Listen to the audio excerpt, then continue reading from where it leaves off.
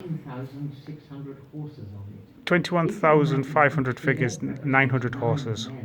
You will have an idea of how many fought in the battle. In total, it was nearly 200,000.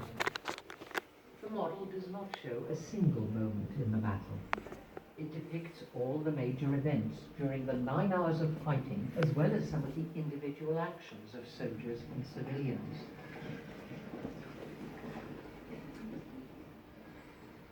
The Duke of Wellington is at the crossroads where the road to Wavre, where the Prussians are, meets the road from Charleroi to Brussels.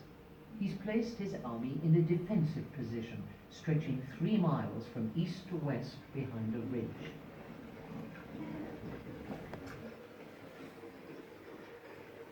Three-quarters of a mile away, Napoleon cannot see the full extent of Wellington's troops hidden behind the ridge. It's not a steep slope to the top, but it's covered in crops and the ground is soft and slippery. The attacking French infantry and cavalry will find it exhausting to advance up to the crest.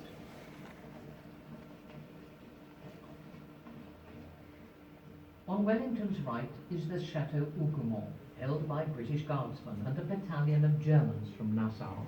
It's here that the battle begins, shortly before 11:30 in the morning, as the French try to capture the chateau. Throughout the day, the French try again and again, but never succeed. Around 1 o'clock, Napoleon's artillery opens fire, but many of the Allied troops are protected behind the ridge. The first major infantry attack on Wellington's centre and centre-left, beginning soon after 1:30, is withstood. The Allied cavalry counterattacks. Sergeant Hewitt of the Scots Greys captures the first eagle of the day. The next French attack, around 4 o'clock, sees an immense mass of French cavalry bearing down on the right of Wellington's line. 4,400 horsemen on an 800-metre front charge. French riders later say that they were forced so close together that their horses were lifted off the ground.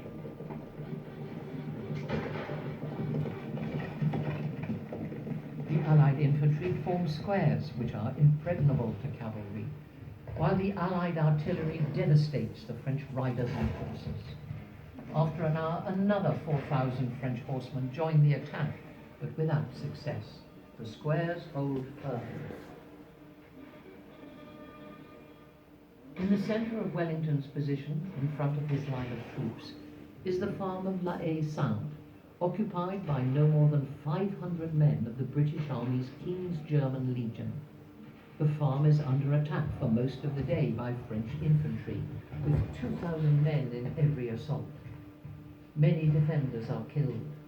Eventually, around 6 o'clock, the troops of the King's German Legion run out of ammunition and have to withdraw from the farm.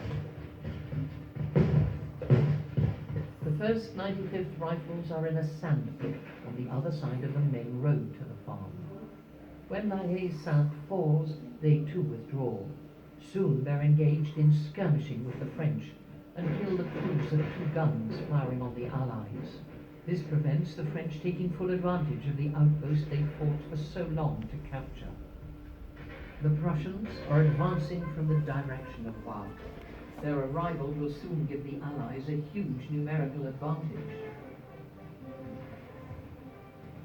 Napoleon has time for one final attempt to break Wellington's army.